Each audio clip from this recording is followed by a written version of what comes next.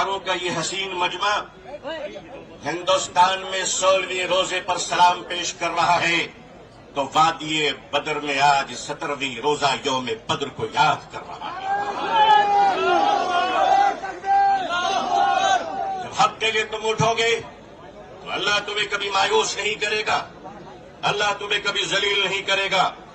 ऐ रोजेदारों के अजीम मजमे, ऐ मुसलमानों, आप आज ये बता दीजिए कि जिस तरह इफ्तार में वक्त से पहले आप गिलास शरबत की पिया नहीं करते, उसी तरह मजमे आम में भी अपने डिसिप्लिन को कभी तोड़ा नहीं करते। नाराए तकबीर, नाराए तकबीर। मीडिया का काम है आपसे पूछना, आपका काम है बिल्कुल खामोश रहना। आप एतकाफ की नियत कर लें इंशाअल्लाह। मैं अपने मीडिया के भाई बहनों को अच्छी तरह जानता हूं, इन्हीं के बीच तो बड़ा हुआ हूं।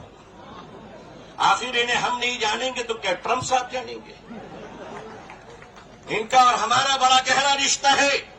लेकिन आपको ये बता देना चाहते हैं, हम यहां लड़ने या हुकूमत को धमकाने या किसी समुदाय विशेष को ललकारने के लिए नहीं आए हैं, बल्कि जंतर मंतर पर लोकतंत्र और संविधान में दिए गए अपने अधिकार के रक्षा के लिए आए हैं।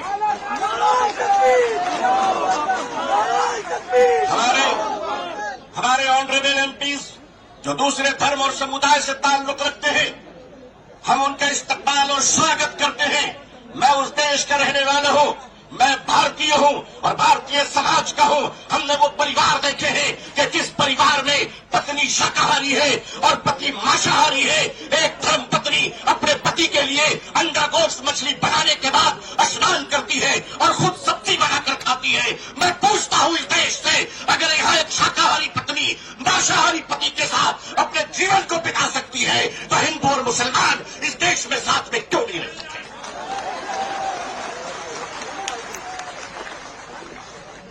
सिर्फ हमारे साथ इफ्तार अच्छा लगता है? सिर्फ हमारे साथ इफ्तार अच्छा लगता है? हमारे माननीय प्रधानमंत्री जी क्या प्यारे लगते हैं जब कोई तशरीफ ले जाते हैं। हम तो कहते हैं प्रैक्टिसिंग मुसलमान देखना है तो वो तस्वीर देख लो। अगर आपको प्रैक्टिसिंग मुसलमान देखना है, आपको अगर प्रैक्टिसिंग मुसलमान देखना है तो पॉलिटिकल पार्टी में इफ्तार देख लीजिए, कितने प्यारे प्यारे हसीन और जमील मुसलमान नजर आते हैं। लेकिन अजीजान मिल्लत, माननीय प्रधानमंत्री जी कहा करते हैं कि हमारे जमाने में जब हम बचपन में थे तो ईद के रोज हमारे घर में खाना नहीं बनता था, पड़ोसी मुसलमान खाना भेजता था। प्रधानमंत्री जी, मुसलमान आज भी जिंदा है। आप इजाजत दीजिए, मोहब्बत से प्योर शाकाहारी खाना हम आज भी ईद में बेचने को तैयार हैं। मानिए, हमारे घर का चूल्हा बंद नहीं हुआ है, आपके दर की मोहब्बत का दरवाजा बंद हो गया है। All India Muslim personal board अपने बुजुर्गों की क़यादत में यहां आया है। हमने पढ़ा था कि शेखुल इस्लाम सर पे कफन लेकर जाया करते थे। हमने पढ़ा था कि शेखुल हिंद कफन लेकर जाया करते थे। हम मानते हैं हमने उन बुजुर्गों को नहीं देखा, मगर उन बुजुर्गों की निस्बतों से मुनसलिक ये चश्मो चराग की हिफाजत कर लो मुसलमान। मुसलमानों, आज अपनी क़यादत की हिफाजत कर लो और क़यादत पर एतमाद कर लो। इंशाअल्लाह याद रखना, हम इस्लाम की भी हिफाजत करेंगे। ऐ देश हिंदुस्तान, हम तेरी भी हिफाजत करेंगे। मैं अपने प्रशासन से कहना चाहता हूं, पुलिस डिपार्टमेंट से, हम आपके ही भाई बहन हैं, हम आपके ही समुदाय और समाज से आते हैं। आप हमारे हैं, हम आपके हैं। आज हम हैं, कल नहीं रहेंगे। देश है और देश रहेगा इंशाअल्लाह। औकाफ, ये जो वक्फ की जमीनें हैं, ये बिलीवर्स की चैरिटी है, ये मुसलमानों के बुजुर्गों ने चैरिटी की है, और ये देश की जमीनें देश में रहेंगी और देश ही के काम आएगी। मैं जेपीसी को सिर्फ इतना कहता हुआ जाना चाहता हूं कि आपने बड़ी नाइंसाफी से काम लिया है, बड़ी नाइंसाफी से काम लिया है। आप जिस तरह स्टेक होल्डरों को छोड़कर नॉन स्टेक होल्डरों से बात कर रहे थे, मुझे तो डर लग रहा था कि भारत के बाद शायद आप श्रीलंका जाने वाले हैं। वहां पूछने वाले हैं लोगों से कि बताओ आप नेपाल जाने वाले हैं क्यों? भारत में बांग्लादेश की हसीना अच्छी लगती है, हिंदुस्तान का हुसैन भाई अच्छा नहीं लगता, नहीं अच्छा लगता। आखिर हम आपके हैं, आप हमारे हैं। आइए हम देश को एक पावरफुल शक्ति बनाएं, भारत को एक गौरवशाली देश बनाएं। हिंदुस्तान जिंदाबाद, हिंदुस्तान जिंदाबाद, all India Muslim personal board जिंदाबाद, मुसलमान जिंदाबाद, इस्लाम इस्लाम जिंदाबाद। बहुत बहुत शुक्रिया, बहुत बहुत शुक्रिया। अस्सलाम वालेकुम रहमतुल्लाह। जी बहरहाल हम महसूस कर रहे थे कि आप लोगों को भी एक जज्बाती तकरीर की जरूरत थी, तो आपने सुना। अब मैं CPI-ML के दीपांकर भट्टाचार्य जी से गुजारिश करता हूं, जो जनरल सेक्रेटरी हैं, वो तशरीफ लाए हैं इसी प्रोग्राम के लिए। और जो उधर ऊपर चढ़ रहे हैं वो नीचे आ जाएं। आप लोग नीचे आ जाइए, ऊपर मत चढ़िए। दीपांकर भट्टाचार्य जी। शुक्रिया। आज इस सवाल को लेकर के आप सब लोग यहाँ इकट्ठे हुए हैं। ये हम सब लोगों का साझा सवाल है। इस संशोधन बिल के खिलाफ हमारी पार्टी ने भी पोजीशन लिया है और पार्लियामेंट के अंदर भी हमारे जो 2 मेंबर पार्लियामेंट हैं उन्होंने भी पोजीशन लिया है। और मुझे जानकारी है कि अपोजिशन की बहुत सारे पार्टीज ने जो इसके लिए JPC बनाई गई थी उसमें भी बातें गई थी, लेकिन उनकी तमाम बातों को दरकिनार करके जिस तरह से इस देश में बुलडोजर राज चल रहा है, इस बिल को भी बुलडोज कर देने की पूरी साजिश चल रही है। इस साजिश के खिलाफ आज हम सब लोग यहाँ जमा हुए हैं। और मुझे लगता है कि इस समय ये सवाल हमने तमाम स्पीकरों को सुना और बिल्कुल ये सही बात है कि ये वक्फ की जो जमीन है उसका निश्चित तौर पर सीधा जो ताल्लुकात है वो मुस्लिम कम्युनिटी से है, कलेक्टिव चैरिटी और वेलफेयर के साथ है। लेकिन ये जो सवाल है, ये सवाल इस समय सिर्फ किसी एक कम्युनिटी का सवाल नहीं है। आज हम लोग देख रहे हैं कि जो भारत में जिस फासीवाद के दौर से हम गुजर रहे हैं, ये एक एक करके मुद्दों को चुनते हैं, एक एक तबकों को टारगेट करते हैं और सबको अलग अलग करके बांट करके अपना पूरा मकसद पूरा करता है। इसीलिए आज हमें सबको एक दूसरे के साथ खड़े होने, हर तरह के जुल्म के खिलाफ, हर तरह के नाइंसाफी के खिलाफ एक साथ खड़े होकर के प्रोटेस्ट करने की जरूरत है और अपना हक जताने की जरूरत है। मुझे लगता है इस समय 2 बड़े सवाल हैं। एक तो सवाल जमीन का है। इस देश में जमीन पर नजर है, जमीन कब्जा करने के लिए, उसको हड़पने के लिए। ये बात किसानों को अच्छी तरह से समझ में आती है। इतना बड़ा जो किसान आंदोलन खड़ा हुआ था इस पूरे देश में, भूमि अधिग्रहण के खिलाफ, हर जगह जहां किसान लड़ते हैं वो अपनी जमीन बचाने के लिए, खेती बचाने के लिए लड़ते हैं, कॉर्पोरेट का कब्जा, उस कब्जे को रोकने के लिए लड़ते हैं। आदिवासी लड़ते हैं इस देश के अंदर अपने जल जंगल जमीन, उसकी हिफाजत करने के लिए, उसकी रक्षा करने के लिए। हमें समझना चाहिए ये भी जमीन का सवाल है। ये भले ही एक किसी समुदाय के लिए इस्तेमाल के लिए है, लेकिन ये हिंदुस्तान की जमीन को बचाने की जो लड़ाई है इस समय, मैं पूरे देश के किसानों से भी कहूंगा कि इसको जमीन के सवाल के रूप में देखिए, इसको पूरे हर देश के जमीन बचाने की लड़ाई के रूप में देखिए। अगर आप अपनी जमीन बचाने के लिए लड़ते हैं तो इस समय पूरे के पूरे समुदाय के लोग जो अपनी पहचान और अपनी जमीन बचाने के लिए इकट्ठे हुए हैं, उनका साथ दीजिए। इसको जमीन बचाने की साझा लड़ाई इस देश के अंदर बना डालिए। हम कहेंगे कि हमारे कॉन्स्टिट्यूशन के ऊपर ही हमला है, ये हमारे पूरे एक स्वायत्त संस्था है। किसी भी देश के तमाम स्वायत्त संस्थाओं पर हमले हो रहे हैं, उनकी सारी स्वायत्तता छीनी जा रही है और हर जगह स्टेट की दखलंदाजी है, स्टेट का दबदबा है इस समय। अभी हमने उत्तराखंड में देखा है जहां पहला प्रयोग हुआ है यूनिफॉर्म सिविल कोड का, और यूनिफॉर्म सिविल कोड का जो प्रयोग वहां हो रहा है उससे बात बिल्कुल साफ है कि बात ये करेंगे, इनको लग रहा है कि इससे हम मुसलमानों को परेशान कर देंगे, उनके हक को छीनेंगे। लेकिन परेशान कौन हो रहे हैं? इस हिंदुस्तान के हर वो सिटीजन परेशान हो रहा है जो कॉन्स्टिट्यूशन के हिसाब से अपनी जिंदगी जीना चाहते हैं। कॉन्स्टिट्यूशन में हमें जितनी आजादी मिली है, वो रिलीजियस फ्रीडम भी है, वो अपने बारे में, जीवन के बारे में फैसला करने का भी है, वो प्यार की भी आजादी है। और आज हम देख रहे हैं कि वहां रजिस्ट्रेशन के नाम पर पूरे टोटल जो एक इंडिविजुअल की लिबर्टी है, लोगों की प्राइवेट जिंदगी है, उसमें अभी पूरे सरकार की ओर से दखल देने की साजिश चल रही है।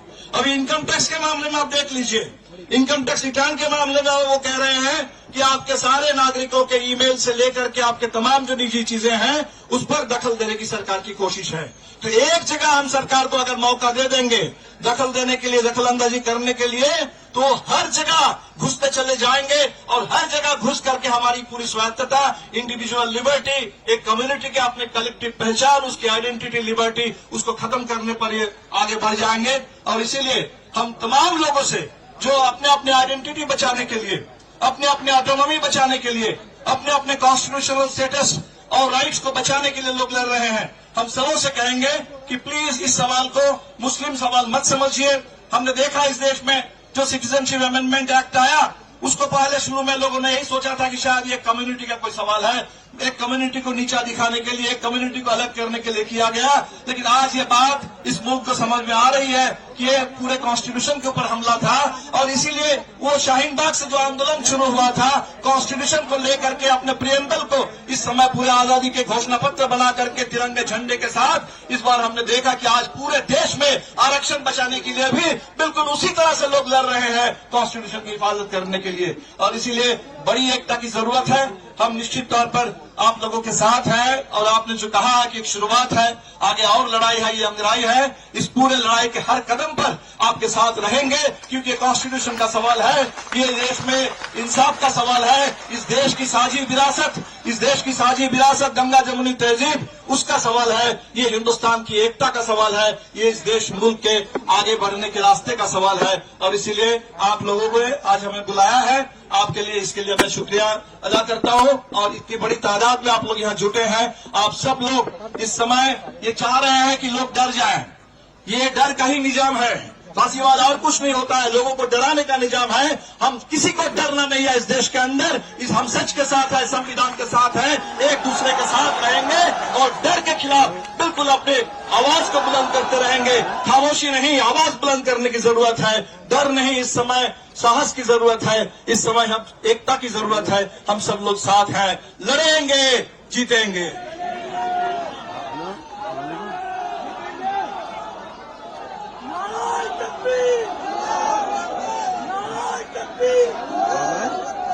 वक्त तरमीमी दिल वापस लो, वापस लो। अभी भट्टाचार्य जी ने एक नारा दिया था, लड़ेंगे जीतेंगे। मैं कहता हूं लड़ेंगे, आप कहिए जीतेंगे। लड़ेंगे लड़ेंगे। दोस्तों और साथियों, भारतीय बहुजन अलायंस यहाँ के आदिवासी, दलित, ओबीसी तबकात का एक ऑल इंडिया प्लेटफॉर्म है। उसके बहुत ही अहम लीडर बेलाराम जी राजस्थान से इसी प्रोग्राम के लिए शिरकत करने के लिए आए हैं, जो भारतीय ट्राइबल पार्टी के अध्यक्ष हैं। मैं उनसे गुजारिश करता हूं कि संक्षेप में अपनी चंद बातें रखें।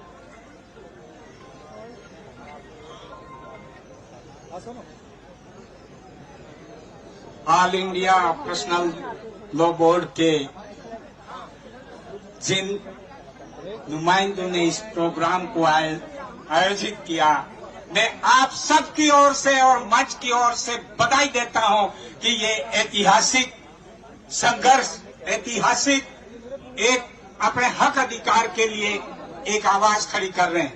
मैं यहाँ पर सिर्फ यही कहना चाहूंगा कि अभी मेरे पूर्व के वक्ताओं ने एक बात कही, हम भारत के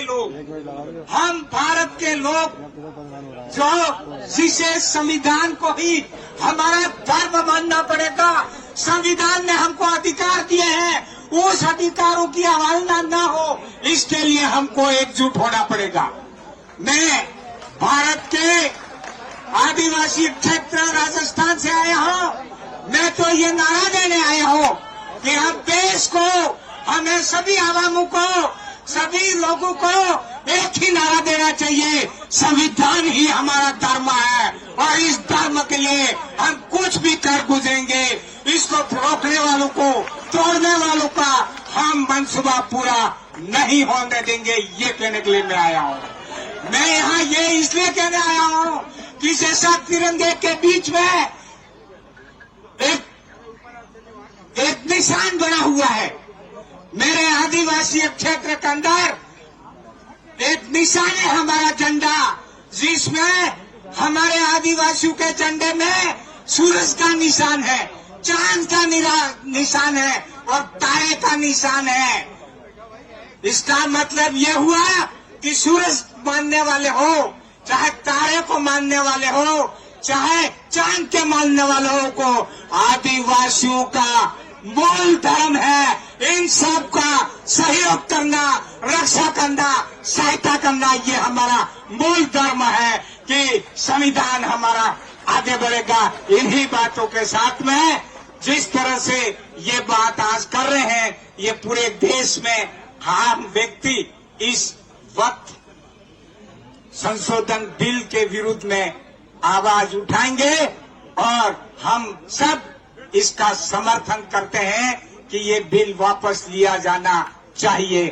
इन्हीं शब्दों के साथ में एक बात बैठे के अपनी बात खत्म करता हूं कि डूबते हुए सूरज ने कहा मेरे डूबने के बाद इस संसार को उजाला कौन देगा। तब कहीं आप जैसे टिमटिमाते दीपक ने कहा मैं कोशिश करूंगा अमन सैन शांति और देश के उद्धार के लिए। इसी संकल्प के साथ में हम जाएंगे। बहुत बहुत जय जोहार। मैं भारतीय ट्राइबल पार्टी का राष्ट्रीय अध्यक्ष हूँ। हमारे छोटू भाई वसावा और महेश भाई द्वारा बनाई हुई पार्टी है जो हमारे इन सब लोगों के लिए काम करने का संकल्प के साथ आगे हैं।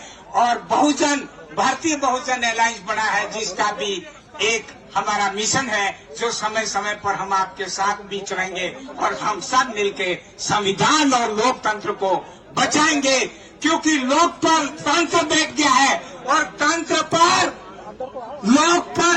बैठ गया है और तंत्र पर राजनीतिक सत्ताधारी पार्टियां बैठ गई है और उसके भी ऊपर बैठ गए हैं। घटाने में भी कमा रहे हैं और समाधान में भी कमा रहे हैं और देश को आपस में लड़ा रहे हैं। हम सब सावधानी से अपने आप को कानून के दायरे में रखते हुए आगे काम करते रहेंगे। मुझे बोलने के लिए मौका दिया, बहुत बहुत आभार। जोहार, सलाम, जोहार भीम। अगर आपने अभी तक हमारा चैनल सब्सक्राइब नहीं किया तो हमारे चैनल को सब्सक्राइब कर